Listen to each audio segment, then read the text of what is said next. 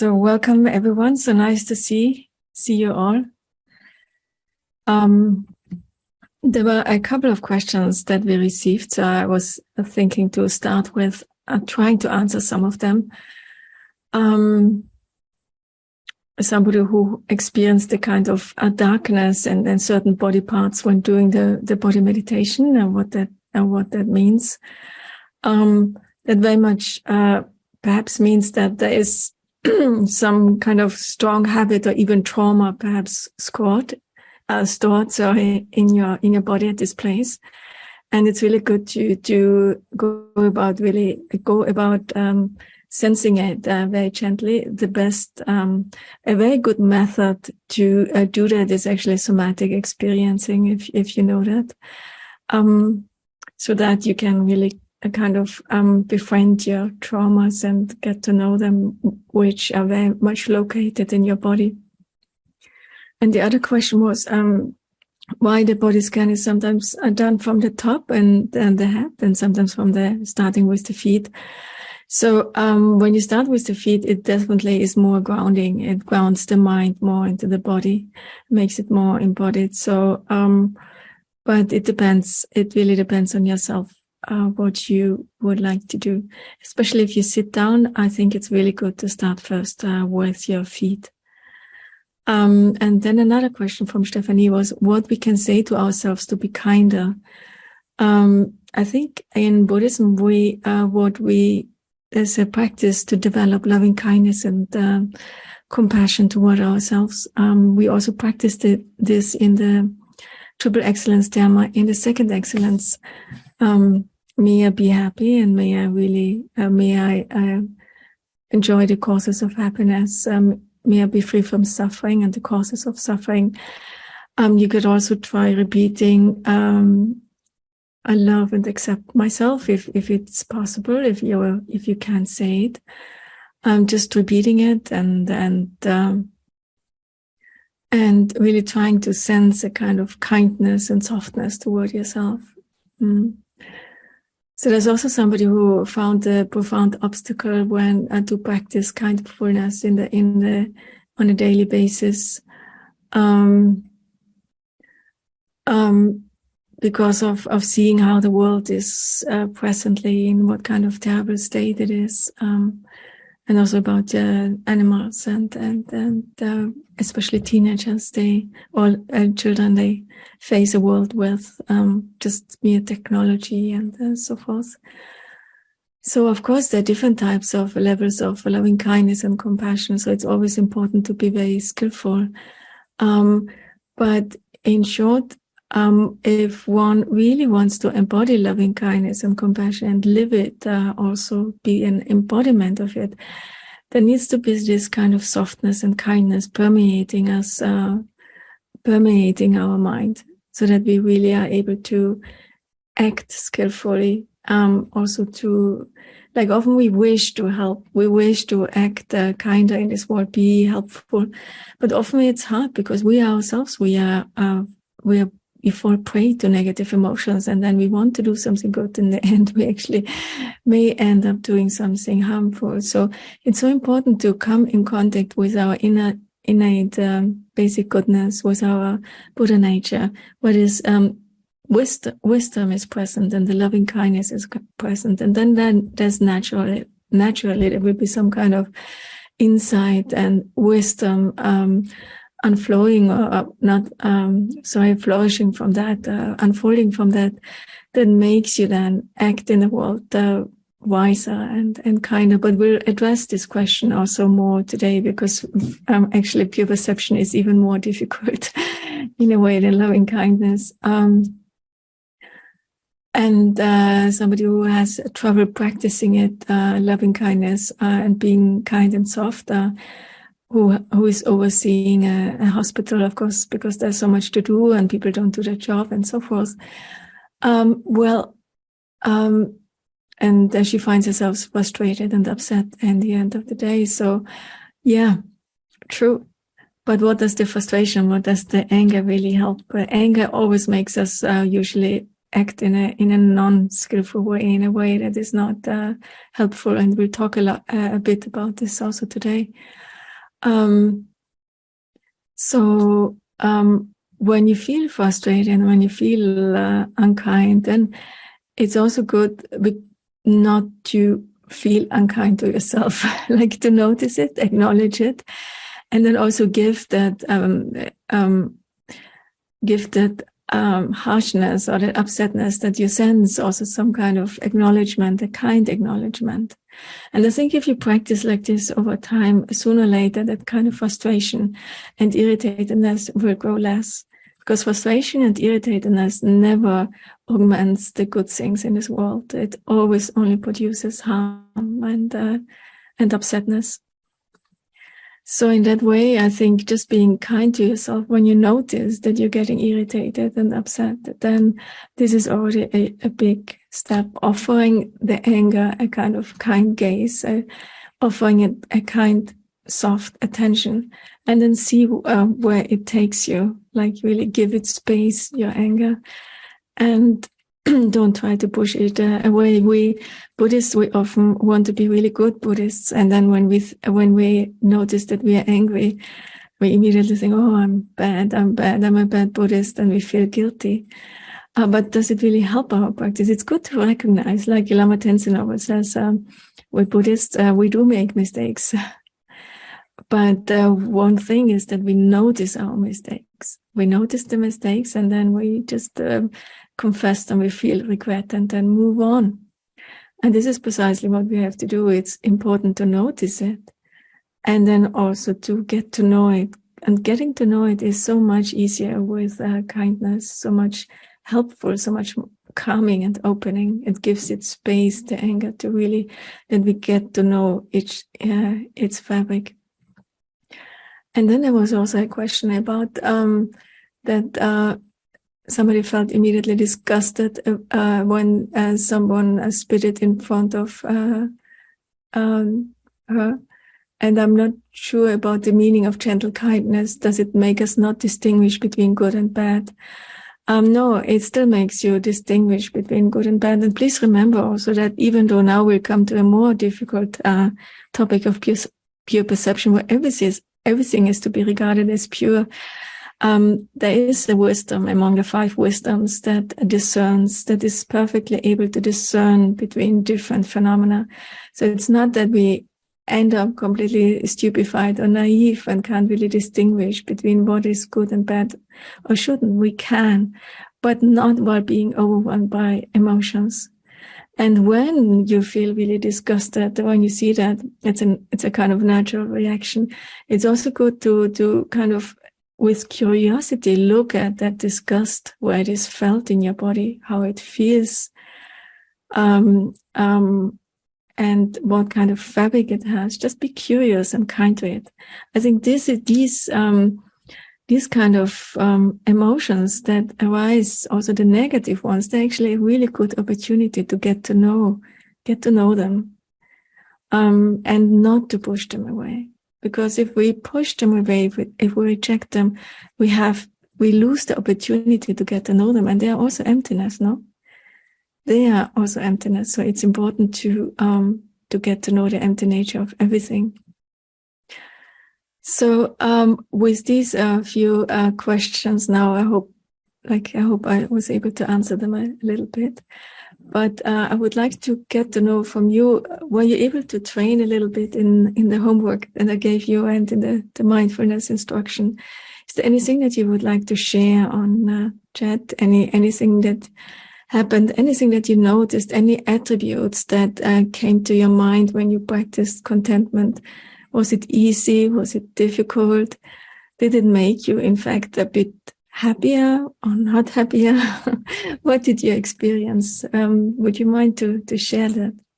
I had great appreciation for the little details in my experience. Yeah. Practicing contentment settles the mind. I feel more peaceful. I think more renunciation there is, more is the contentment. Yeah.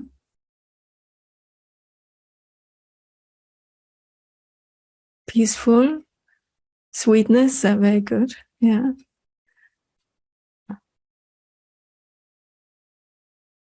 Made me aware of thoughts passing through my mind. body more relaxed.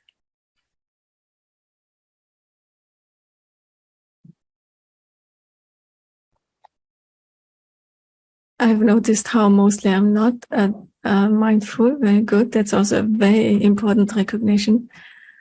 Not so much up and down. Mind is calmer, yes.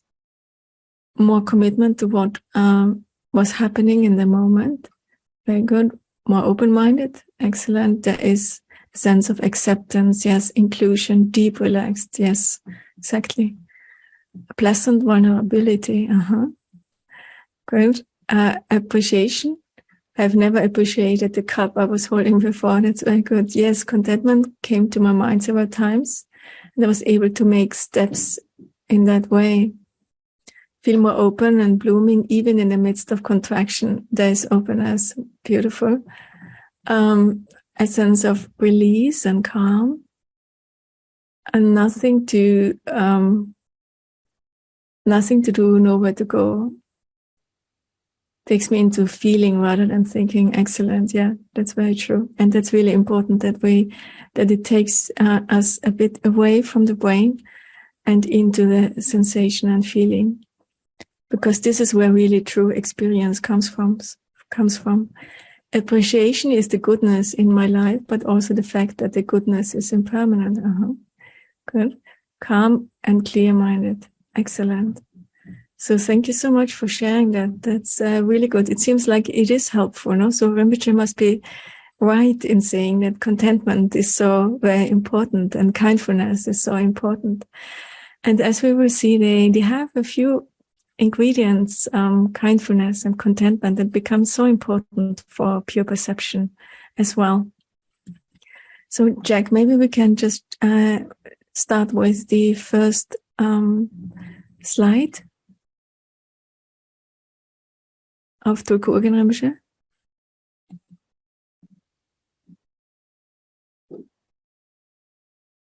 So the very basis of our discontentment is our ongoing and never-ending evaluation of the quality of our experience.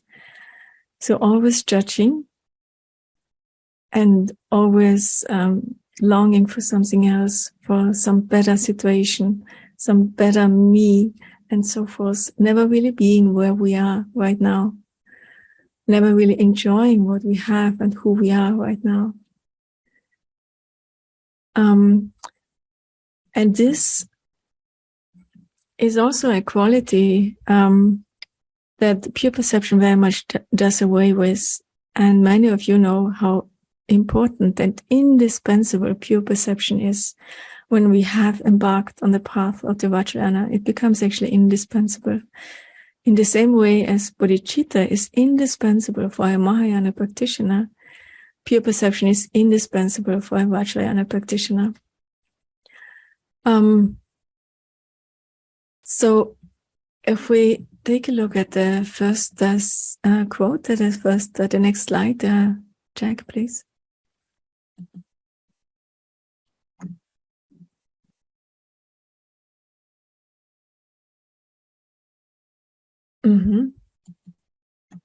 So you may know that already when you have, if you participated in some of the pure perception talks before, that the greatest fear of a Vajrayana practitioner is to see the world in an ordinary way. And what does ordinary really mean here? Ordinary means that we see a solid chair, we see a solid house, an identity of myself that has such and such attributes that also seem quite solid. So that is the greatest fear, should be, as Lama Tenzin always emphasizes, of a Vajrayana practitioner. So for instance, of a Mahayana practitioner, the greatest fear should be selfishness, to be selfish. While for a Vajrayana practitioner, it is to see things in an ordinary way.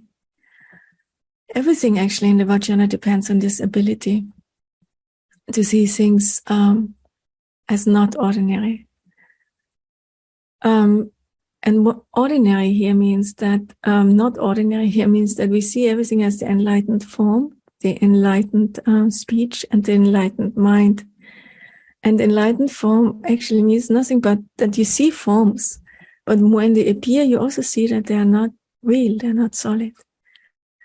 With speech and sounds as well, you hear them, but at the same time, you know that they're not real, they're not solid. They're, in fact, if you perceive them in this way, hear sounds in this way, then they become the enlightened speech, the awakened speech. And every thought is also not solid. It's merely an expression of your timeless awareness. It's the unfolding of your wisdom. So if we consider ourselves as Vajrayana practitioners, we need to seriously consider whether or not we are training in this or not. Or are we training in the opposite, being annoyed by the behavior of our Dharma friends, or being annoyed by the hot weather? Are we actually practicing or training in that ability to see everyone as the future Buddha? So when we take a look of how appreciation and kindfulness hangs in or is connected with pure perception, then we have to say that appreciation and kindfulness is the ground from which pure perception can grow forth. We need a calm and kind mind in order to gain access to the realm of pure experience. What we have noticed when we experienced both of them, meaning kindfulness and appreciation, is that they are open states of mind. They bring us back into the presence. In the moment of kindfulness, our mind opens up. It doesn't constrict, it doesn't contract, but it becomes spacious and connected with the heart.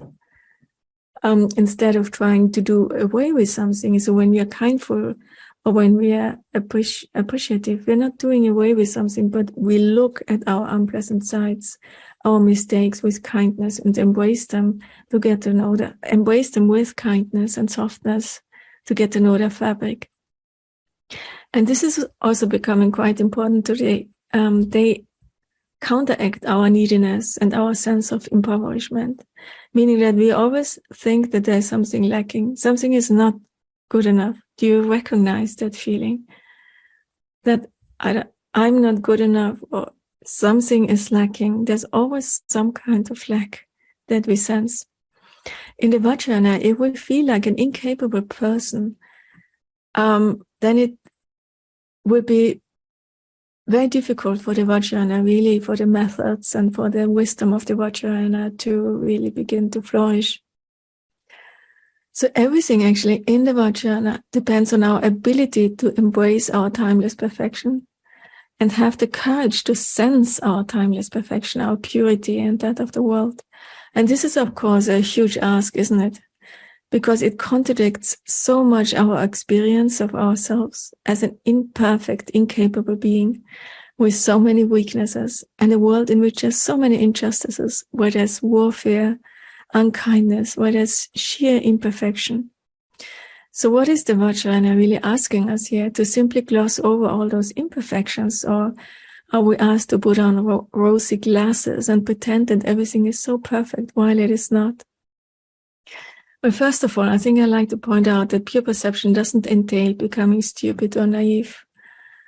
We don't need to worry that we will become oblivious to the many troubles of the planet.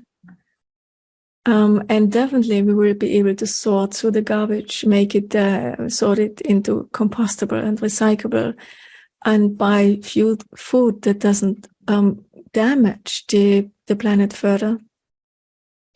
Also, we don't need to worry that we will become like super trusting of other people, like really naive, because we see them as pure and perfect. And we will not be cheated by thieves or crooks because we blindly trust their good nature. We will be perfectly aware that we may end up cheated and we may not go through, if we want to buy something from this person.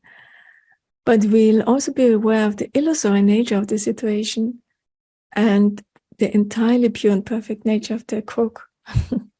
Remember, all of you who are doing the triple excellence, in the first excellence, there is the discussion in the Sangha jewel of Sanga's Uttara Tantra Shastra. where it says that the Sangha, the noble bodhisattvas, are aware of the pure nature of all beings, even when they're in the midst of negative emotions. And this is actually, that kind of pure seeing is classified as a wisdom, which then blossoms into omniscient wisdom. This is really important to keep in mind. So in the Vajrayana, we remain open to the possibility that anybody could be a highly realized being, even the crook. But we cannot perceive them perhaps as enlightened beings due to our obscurations. I remember also all of you who are familiar with Tara Trippel's excellence, that Asanga's situation, when he saw the maggot-eaten wretched dog, at first he could not, for 12 long years, he couldn't perceive the protector Maitreya, the Buddha Maitreya. Only when his boundless compassion purified his obscuration, when he met the dog, the maggot-eaten dog, suddenly he could see him.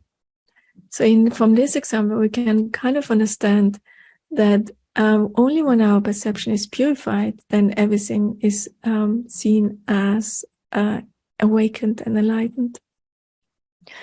Also, I think it's important along those lines to be aware that each fixation on solidity, each real anger, desire contributes to the negative experiences in the world. We actually all carry a responsibility for it. So instead, it's much better that we cultivate positive, open states of mind, like loving kindness, kindfulness, pure perception. They are actually qualities that are replete with calmness, kindness, and openness, which then contributes to a much more peaceful, kind, and pure experience of the world. As you probably have also heard about the research done when many people meditate together for a longer period of time, that this actually affects the environment. There's a decrease in crime and the surroundings, and even in the whole world, there's a measurable effect. So in this way, we can see that we carry responsibility. So the question, however, when we deal with pure perception, is that when we visualize ourselves as a perfect Buddha and the world as a pure realm, are we superimposing a reality on the current one? Well, according to the Nyingma school, we are not. We train in pure perception because everything is, in fact, by its very nature pure. It abides as purity. In fact, what we are experiencing now, like when we are now experience that the table as real, the computer as real, the iPad and so forth as solid and real, it's a complete delusion according to the Nyingma school, the Vajrayana, the Tantric view. So anyone familiar with the two truth system, according to the Madhyamika, they have the Madhyamika, they separate the relative truth in two, in a mistaken and unmistaken relative truth. In the Tantra, in the Nyingma school, they also make use of the mistaken and unmistaken relative truths. However, everything gets switched around on the Tantric level. Like, for instance, what in the Madhyamika would be a perfect, unmistaken perception, for instance, of a table, and would be then classified as a unmistaken relative truth, becomes in the Tantric a mistaken relative truth, something that is completely delusion. Complete delusion. So, for instance, if you see the white conch as white, it's a delusion. If you see it as real and solid. So you can see that how important in the Nyingma school, especially, pure perception becomes. Everything that we experience now, according to the Nyingma school, even if it's seen unmistakably with our faculties, is in fact erroneous. It's a mistaken perception. So this we can also see in the next slide from Mipa Rinpoche. If you can change it, Jack, please. Mipa Rinpoche says in the Gavatantra, in the commentary, at this point one may wonder which of these ways of seeing is valid and which object is established in accordance with conventional reality. The purer the subject, the more valid its cognition. So anyone familiar with the Madhyamika Avatara, you are familiar with the example of different beings seeing one body of water in a different way. Hell beings see it as molten lava, hungry ghosts, starving spirits as pus and blood, and animals sometimes see it as the dwelling, while we humans see it as water, and gods see it as pure nectar. Yogis see it as mamaki, as the pure, as the Buddha mamaki, while the Buddha sees it as freedom from all mental constructs, dharmakaya. So who is more right? Which cognition is more valid? Which one has more truth value? Well, the purer the subject, according to Mipa Rinpoche, the more valid is its cognition. So, of course, the Buddha has the most valid cognition as Dharmakaya, water as Dharmakaya. But even in this world, it would be the gods, for instance, who have the purer cognition, the more valid cognition of water than we have. So Mipa goes even so far to allocate a specific valid cognition to the experience of pure phenomena. So he says there's a pramana, a valid cognition, and that evaluates all the purity of all phenomena. So this is actually we are right according to this tantric view. Right now, when we see everything as solid, as ordinary, as real, we are fantasizing, which is quite a big thing, no?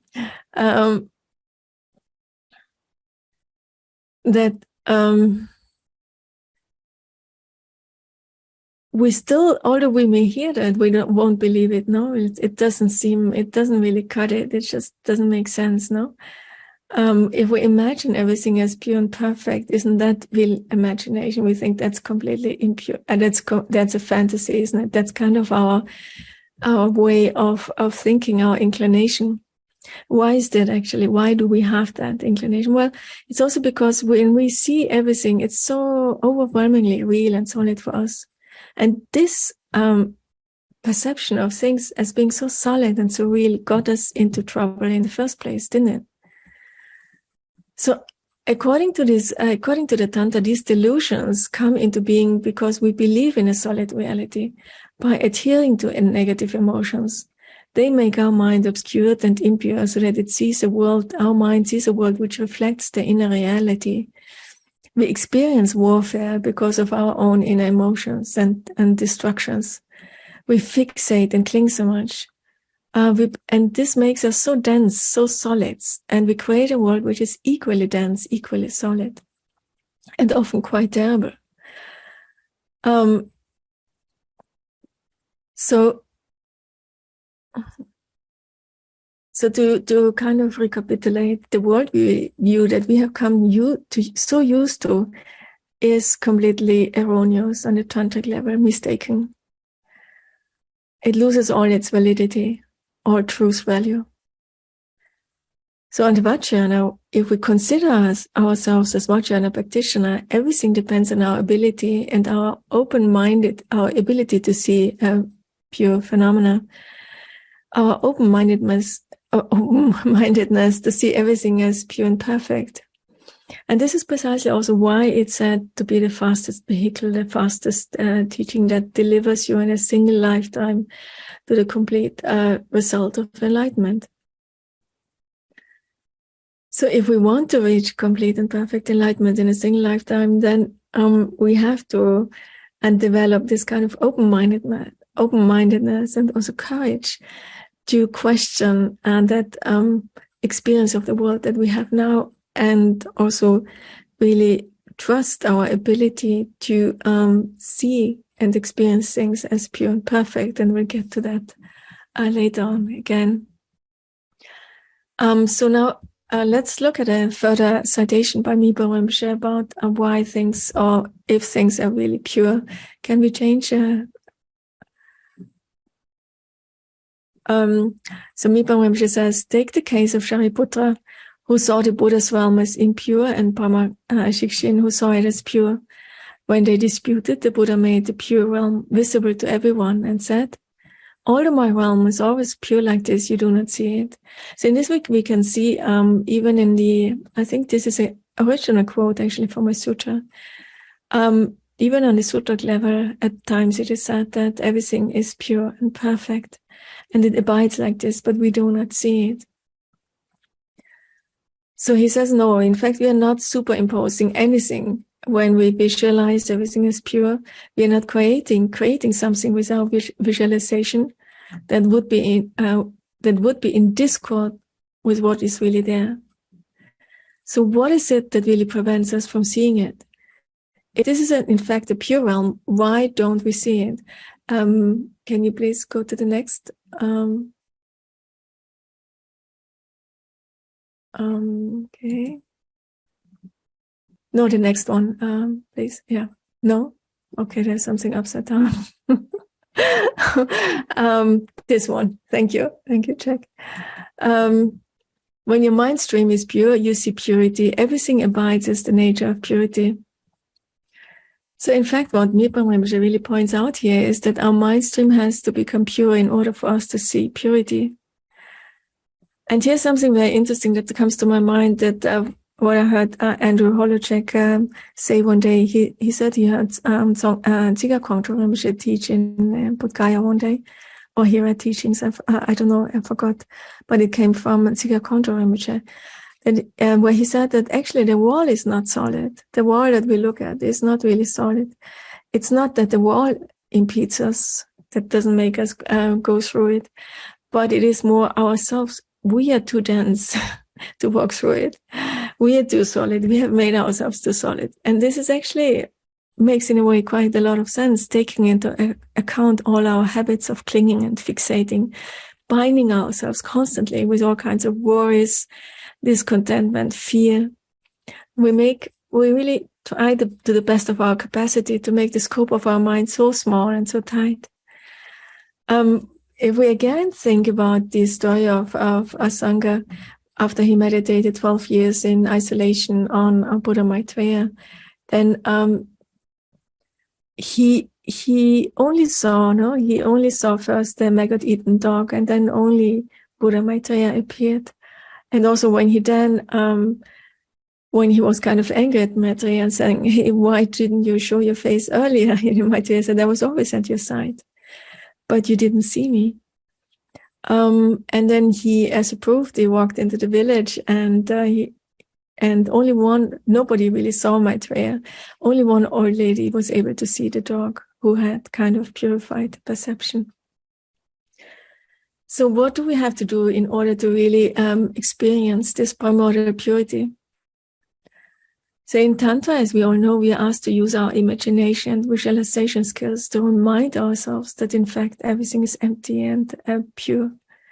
That in fact everything is already enlightened, and that we simply have forgotten it. So Kyerim in Tibetan development stage or creation stage means that we are developing something, we are creating something.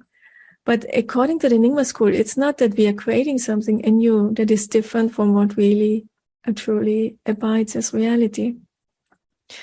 So our ordinary dwelling place, we visualize as a celestial palace, and we transform the world we live into a divine mandala. And it may sound, for those of you who are not familiar with this practice, very fascinating and exciting, but it's all much easier said than done. Because in our perception, often what we visualize and imagine isn't in fact there. At least many of us will not see directly the faces of the deities we visualize or the mandalas they inhabit. Instead, we are confronted with uncomfortable chairs and a world full of mundane but very real problems. So again, we may really think, is that how can that make any sense, to conjure appearances that seem to have no bearing on our normal lived experience? How can that have any benefit? As a good Buddhist, we ought to be get more real and grounded, not live in an imaginary world. But what we'll look at later, and what we really have to understand, the minute we open our eyes and experience with our senses, we are already in this distorted magical reality. What we see right now and experience right now is already visualization, even if it happens effortlessly and automatically. when we actually visualize everything as pure and perfect, then we employ, according to the Vajrayana, a method that directs our mind toward the experience of a way of being that is in fact more in line with the way things truly are. So one thing that we all, I think, most of us probably, one obstacle that we experience when we train in visualization is the idea that our visualization and mental imagery cannot have any significant impact on our experience. We may think of those images or those visualization as mere fantasies, nothing real. But actually, what is really important to understand, imagination and mental imagery is so extremely powerful. It's understandable that we have difficulty believing that visualization practice really works. Because many of us being Tara practitioners, we're told to transform ourselves into green Tara in a single instant. And when we may diligently go about mentally picturing it, but when we look at our body again, it still looks like our old good old solid self. Nothing seems to have changed, and disappointed, we may not even see a tinge of green color on our skin. So, true, we may not feel any change for some time, but the greater our openness toward emptiness and to the possibility of being able to change appearances in an instant, and the quicker our transformation can take place. And here I'd like to quote again the next, again, Nagarjuna, because I think this quote and just really emphasizes so much or really points out the kind of empty and flexible nature of everything, where he says that for whomever emptiness makes sense, everything becomes possible. For whomever emptiness doesn't make sense, nothing is possible. So that's so true, no? When emptiness becomes sense, is meaningful to us, then of course we can change into anything in any moment. Anything is possible. If we don't believe in emptiness, then of course, then we are stuck in this kind of solid reality. So here, emptiness is not a mere negation of real things, but it is this open space within anything is possible. And the visualization, see it more as a way to play with emptiness that integrates emptiness into our lived experience, rather than having emptiness as a mere theory or an assertion. So, and the interesting thing is, and I think that's quite important, that neuroscience is beginning to support the view that our perception of ourselves and the world can actually impact the way our bodies and our brains filter and respond to incoming information. So what we actually do in visualization practice, we replace discursive thinking and everyday narratives of ourselves. And we have such a strong narrative of ourselves, such a strong identity that we believe in, with imagery of enlightened activity. And this method can transform perceptual experience. And why is that? Because the mental imagination engages neural structures, and the same pathways as those engaged by actual sense perception. And this is quite far out, no? Like when you imagine, actually the same pathways, the same neural structures are engaged in when you see things in actuality. And thus the result of that is that it can stimulate similar physiological responses in the body. So for instance, research has shown that when you only imagine that you're running, that your body is immediately, it begins to burn calories, its heartbeat goes up, and it seems like it is experiencing the process of running, even though you only imagine it. And actually there is also some research that shows if you imagine training your muscles every day diligently, your muscles actually will become trained through the imagination training. And you all know the example that I usually give is that you imagine a flame at a specific point in your body. And by just imagining it, it generates neural activities similar to the neural activity that we see when the same point is actually subjected to heat.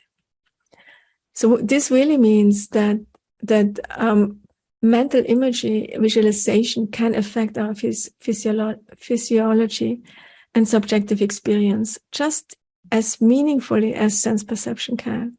And that's really something that we as Vajrayana practitioners have to remember and really keep in mind when we visualize.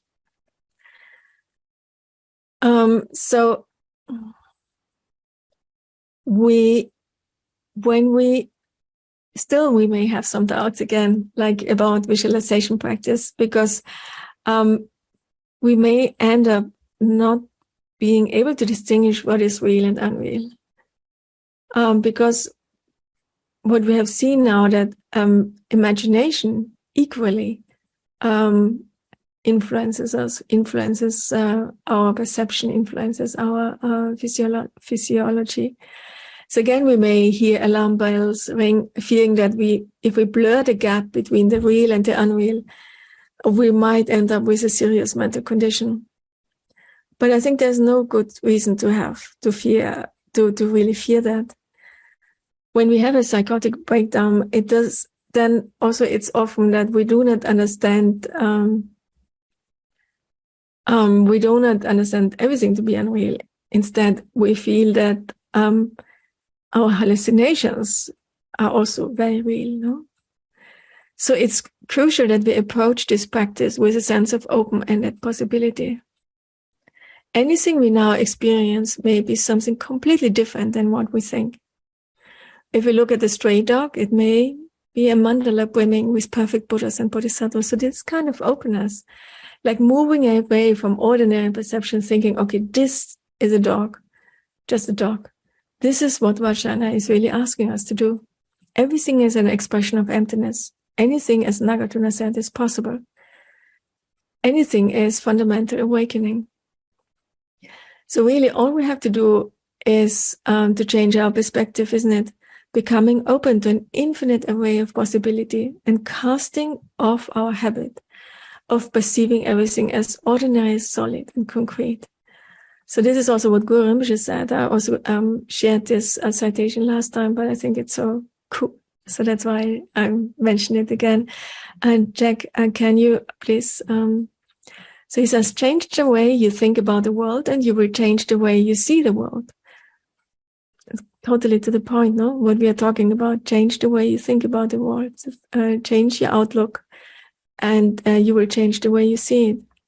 And Oliver Sacks also says, we don't see with our eyes, but we actually see with our brains.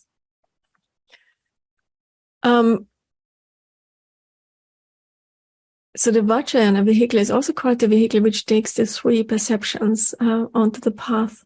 That is to say, where we change our attitude to thinking that any form is an awakened form, emptiness and form, indivisible. Any sound we hear is audible emptiness, and any thought, any sensation that we experience is the expression or dynamic expression of timeless awareness. So even, and there's so much more that could be said about it, if you train along those lines and really train in pure perception, you're keeping all your samayas. This is something that Lama Tenzin always emphasizes very much, that all the samayas are kept if you're able to train in pure perception. So there's one more citation that I would like to quote from Ken Wilber. The next slide, please, Jack. So different worlds are brought forth by the structures of consciousness doing the perceiving and co-creating. All real objects are first and foremost perspectives, not are seen from perspectives, but are perspectives. Assuming there is something pre-existing in an ahistorical world and waiting to be seen is just metaphysics and the myth of the given. That is to say, pure physical objects do not exist. And this is pretty amazing. The physical world is not a perception, but an interpretation. It's more like a visualization, as we talked about. For us Buddhists, of course, this is not surprising because we all believe in emptiness. Otherwise, probably we won't call ourselves Buddhist. So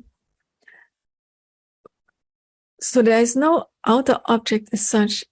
When we think there is a real, when we think there's a real object out there, then this is an illusion, is a complete delusion, as we have heard before.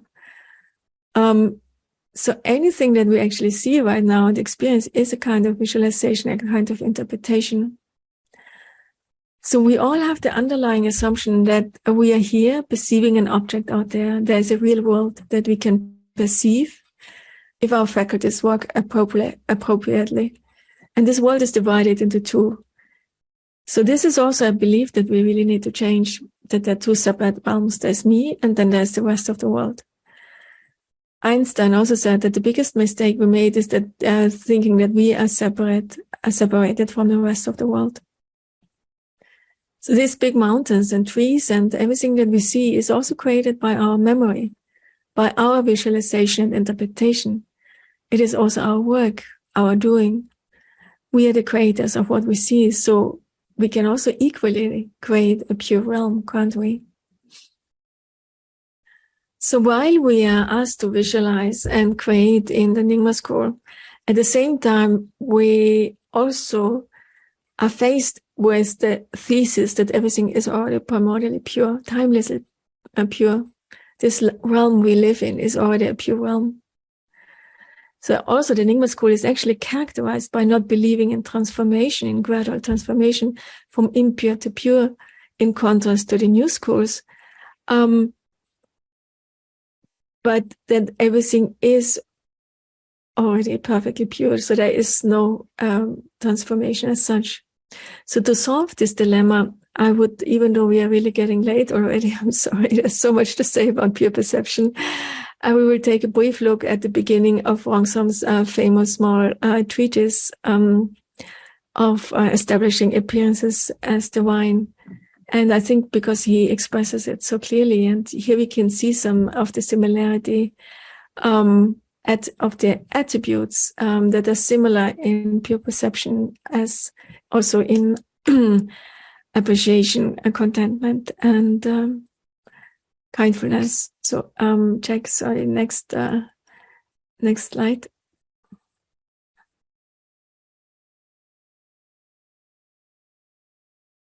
He says the Vajra vehicle of secret mantra states all mundane and super mundane, so phenomena, meaning samsara, nirvana, without any distinction, are primordially enlightened as the mandala of the Vajra, like body, speech, and mind. So everything is the enlightened body, the enlightened speech, and the enlightened mind. Thus, the mandala is not accomplished through a path. So here we can immediately notice the basic premise of Vajrayana, that there is no path to be traversed. There is no gradual transformation in this way. It looks like there's actually nothing really to do, isn't it? Nothing to visualize and so forth. Next quote. Next slide, please. Here one may object, all those phenomena that appear within the field of experience of sentient beings are not as they seem to be. They are delusion, and thus they cannot be primordial enlightenment. And the imaginary opponent rightfully objects, this is it cannot be enlightenment, doesn't make sense. It cannot be a pure realm. And this is really also our experience, isn't it? When we hear that everything is supposed to be a pure realm, we think, no, it isn't. It's a world with real problems that we are living in. So really look inward and wonder if the opponent doesn't really describe what we are experiencing right now, in a way what we are believing. So how does Rongsam reply to this imaginary opponent? Next slide, please. He says, and this is really so startling, I love this, when he says, yes, you're right, this is nothing but delusion. Besides this delusion of sentient beings, there's nothing else which might be pointed, posited, and shown. These phenomena are known as delusion are all this. So startling, he simply agrees with the opponent, saying, yes, you're totally right. So first he says everything is primordial enlightenment, and then he says there's nothing but delusion. So is Rongsam really in his right mind, we may wonder? He opposes his original statement and simply agrees with the opponent. Next slide.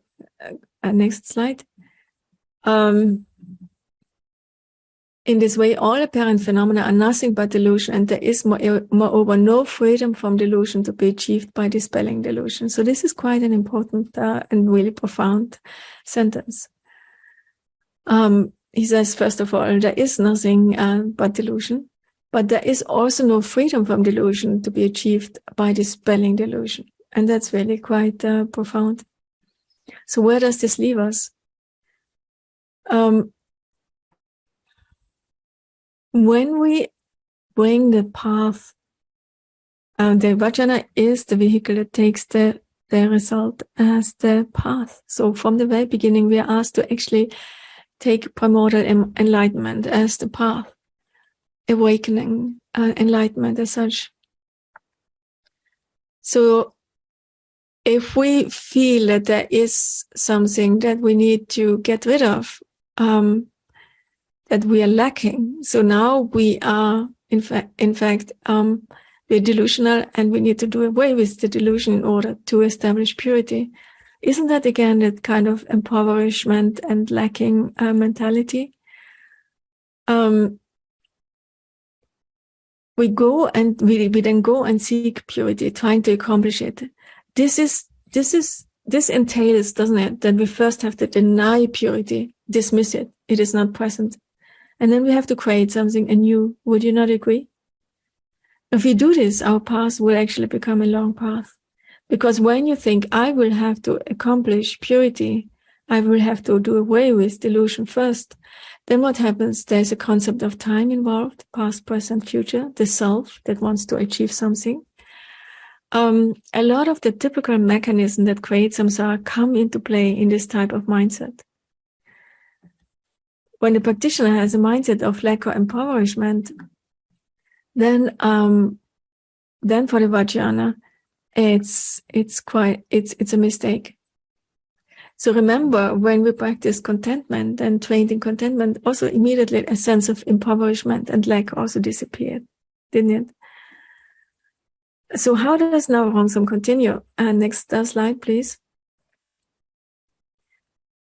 He says, delusion is by its own essence completely pure and hence enlightened. All phenomena are in this way primordially completely enlightened.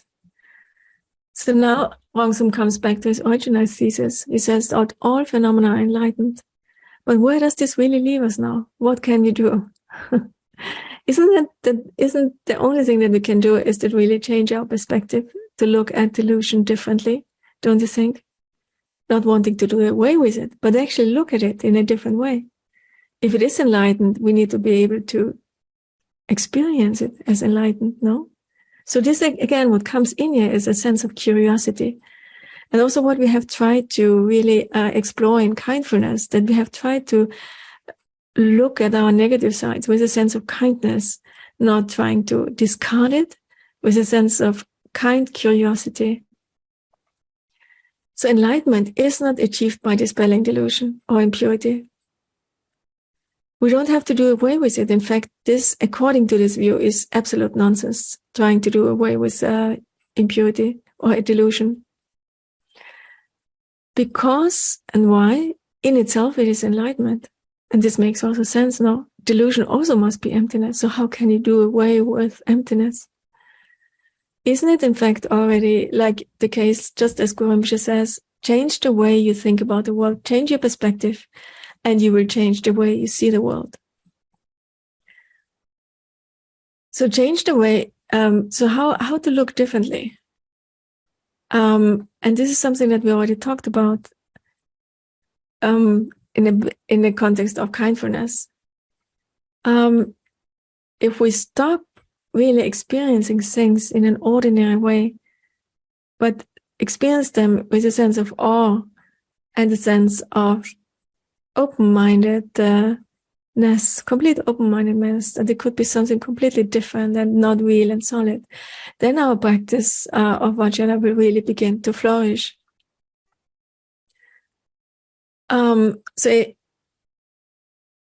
Contentment and kindfulness is not the same as pure perception, because in Vajrayana you need to go one step further. You need to be have that courage to visualize everything as pure and perfect, as a celestial palace. Houses become celestial palace. We become enlightened Buddhas. We appear, but while we appear, we're empty in essence. So now I'm sorry, I'm going over time again, but I really need to do one practice with you in order to contrast pure perception also with kindfulness and appreciation. Since most of you, I believe, are triple excellence practitioners, Tara groupies, we will try to visualize Tara's pure realm, since this may be most appealing to many of us. If you don't know Tara, or don't feel any connection with her, you can imagine any Buddha, you can just imagine a pure, transparent, safe place. So before we begin, I would just dwell again briefly on the body consciousness. As we have heard before, that when we imagine running, our heartbeat goes up, our body even starts to burn calories, because the body consciousness believes that we are running in actuality. So what does this mean now for us when we visualize something, and why does the body come into play here? Well, the body cannot really distinguish between past events and the actual memory of it. So each time we ruminate about the past, there's some irritation, and some of you or some of us, we all have plenty of experience about this, some quarrels, some hurt, some envy. The body consciousness, each time we remember it, thinks it is actually reliving the situation in the past. It cannot distinguish between a mere memory that we have and the actual experience of that, what happened in the past, because it knows no time. So why is this significant?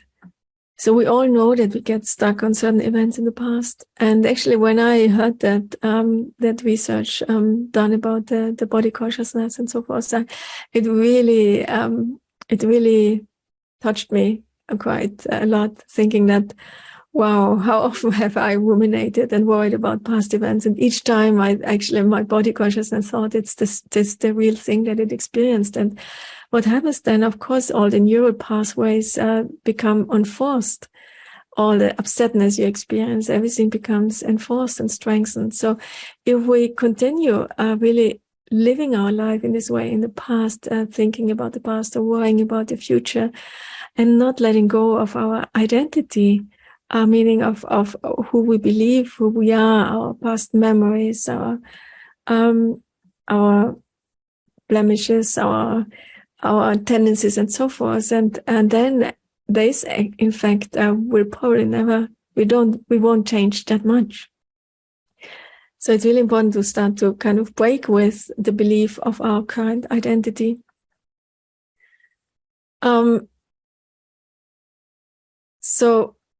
So now, when we now imagine a Buddha realm, a Taoist pure realm, you may also argue that it cannot be a pure realm right now, even if I change the perspective. Thinking that all of this is a pure realm right now doesn't make it into a pure realm, no? I don't see the green, lush paradise of Tara. But also, as I've mentioned in my last talks, that there's too much emphasis on seeing. We can use also, pure perception can also just refer perfectly to pure mental seeing, pure mental hearing, pure experiencing as such. So now let us try it out together and imagine that when we now visualize it, the pure realm, our body actually thinks it's already there. And keep in mind also what Guru Rinpoche said, that if you want to know what we have been in the past, look at your circumstances right now.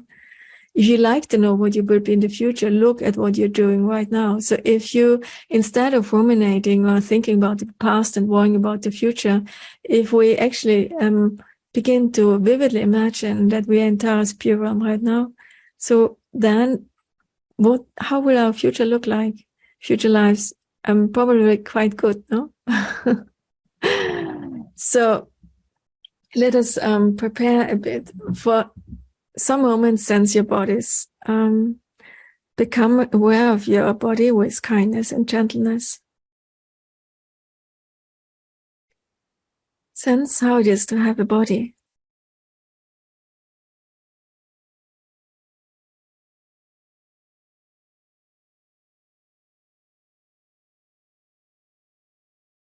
Now discover the breath as it is, sensing your in-breath and out-breath for some while with tenderness.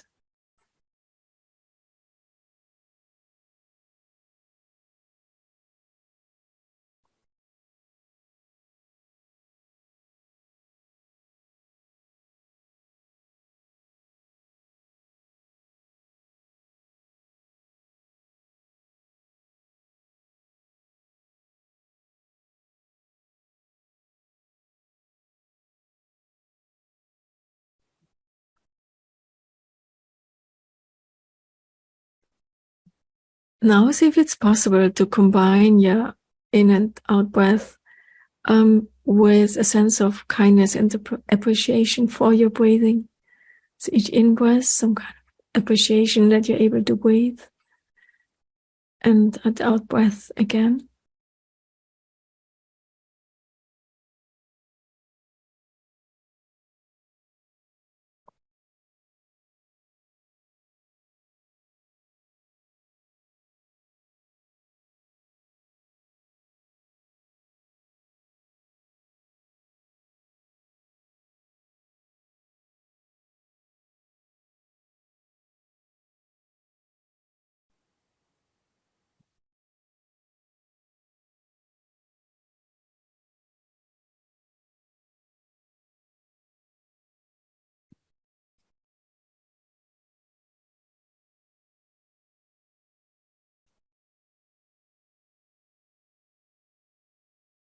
Now with a sense of kindness and calmness, let us imagine that we enter our spirit realm right now. Let us go about it in a playful, curious way, in a very kind way. You may want to close your eyes if you prefer. I want to emphasize again, go about it in a playful way, not with force, but with a kind of gentleness toward yourself. So imagine that here where you are now, that everything is transparent, everything is luminous, and is so pure and perfect and beautiful. The landscape is verdant, green and lush wherever you look. It's a marvelous environment with so many extraordinary features. Many kinds of flowers and lotuses grow everywhere. There are wish-fulfilling trees. The leaves resound from the words of the Buddha Dharma. You hear the sound Namo Ayatara and the 21 praises in the most beautiful melody. There are no negative emotions. There's nothing to be scared of. Everything is perfect, so pure. There are birds that are the emanation of the noble lady.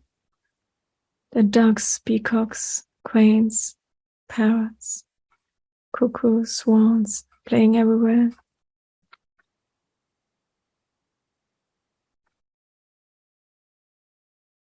There are pools of nectar endowed with the 8 fine qualities. Beautiful bathhouses made of precious jewels. In this place here, there's no concept of birth, aging, illness, or death.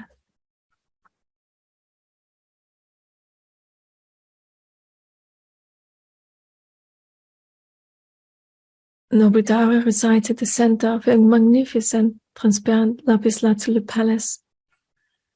You see her, she is so swift to act. She is so peaceful and resplendent. She is surrounded by all the Buddhas, Bodhisattvas, and hundreds and thousands of Dakinis.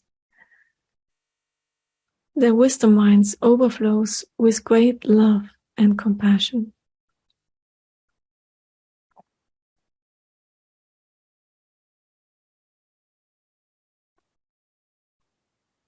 Imagine being in such a place, such a pure and perfect place where you can meet Noble Tao in person. If you have trouble visualizing this, or you feel no connection to Tao, feel that there is a place that is so utterly perfect. It's completely safe, perfectly beautiful. There's no danger of any kind, no imperfection, no suffering. There's only supreme joy present, no fetters, no boundaries. Everything is limitless. Everyone is filled with great love and compassion. No striving, no fighting, no arguing. We have finally arrived in Pure Land. We can relax. Everything is completely done. No need for any worries anymore. No hope, no fear necessary. Now you are where you always wanted to be.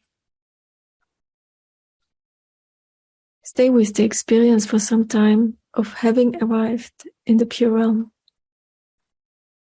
See if it's possible to also feel a sense of gratitude or appreciation about being there.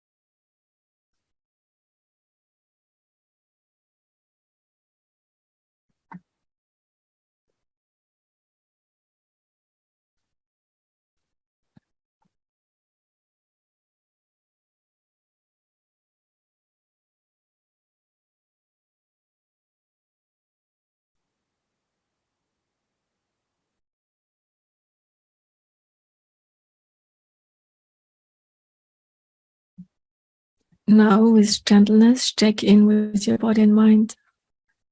Sense what you're feeling right now in your body and mind. And if some attributes, some qualities come to mind, please feel free to share them on chat, whatever you experience.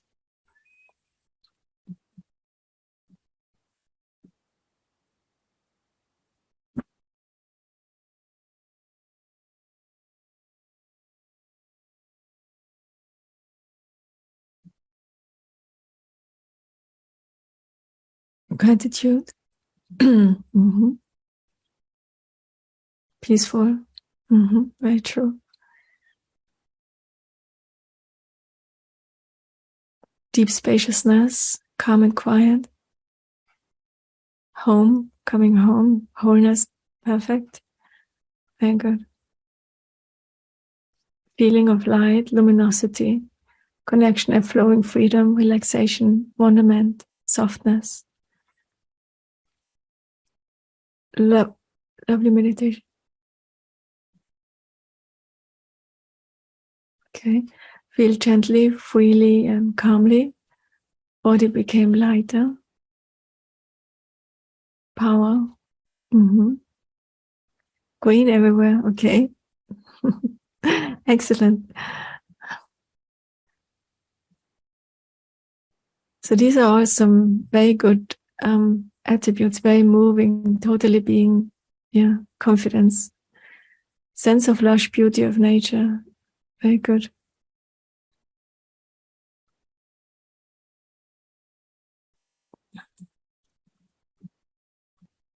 So there are lots of attributes that are extremely helpful, isn't it?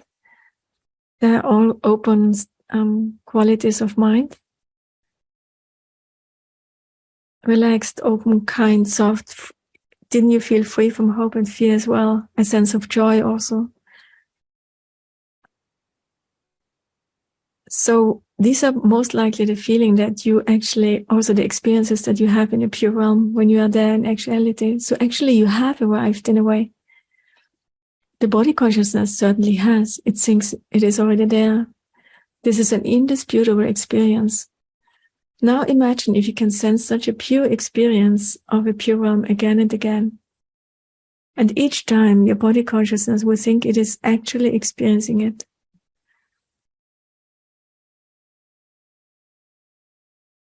So as Goemsha said, if you want to know where you will end up in the future, look at what you're doing right now.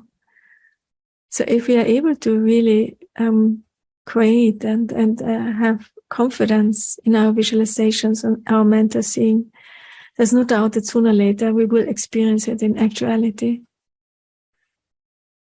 So we are, with this kind of practice, and this is actually something that I haven't touched upon today. Yesterday we touched upon it a little bit. We are taking our power back. We are not so powerless anymore, not powerless creatures, but actually we are creating our future.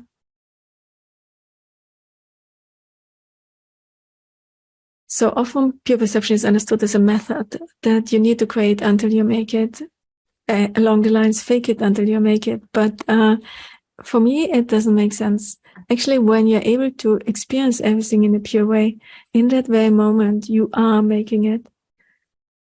In the moment when you visualize to be in the pure realm right now, we're not really faking it, because we are actually, our body, for instance, believes that it is already there. So this is really something important to remember, and important to remember if we are Vajrayana practitioners, to really believe and trust more your imagination. Trust that it is extremely powerful, because this trust and belief will make also your visualization, your spiritual growth, and your changing experience of the world make it happen so much faster. Okay, it's already quite late. Sorry for being over time, having gone over time. And thank you so much for listening. If you have any questions, I think Jack, isn't it? We have a Slack space, and I'm really happy to answer any questions. Yes. Yeah. Yes, Heidi, we have a Slack workspace, the TTE workspace that is free to join. We can put the invite link here again. Oh, there it is. Thank you, Anahi. Heidi, can I also just mention that coming up later in August, we're having a 5-day shamatha meditation retreat that is available. There's information on the Triple Excellence website, which I think we'll post the link to that in a moment here, and you can find it in our events page, with guided teaching and meditation by Lama Tenzin and translated by Heidi. And that's going to be really great, with group practice sessions, watching the video and having discussion, I think on a daily basis, and also live Q&A over Zoom with Lama Tenzin and Heidi. So that's coming up. And if I might also say, we'll be posting video of these two sessions over the next few days, and we'll send an email to everyone who registered and to these videos. And that last thing I'd like to announce is just that this was offered as on a donation basis. So if people would like to make a donation either to our teacher Heidi today or to the Triple Excellence, that's welcome. And those links will also be in the follow-up email that we'll send out. I forgot to say something, Jack, sorry. If a pure perception, which can be quite a challenging concept if it's really too far out for you, train in contentment and kindfulness, because these are kind of the stepping stones to pure perception. Contentment already counteracts that feeling, and I wanted to talk actually more about it, this feeling of lack and impoverishment that we always have, that something is missing, that makes us so unsettled and so uneasy, and so many negative emotions come into being.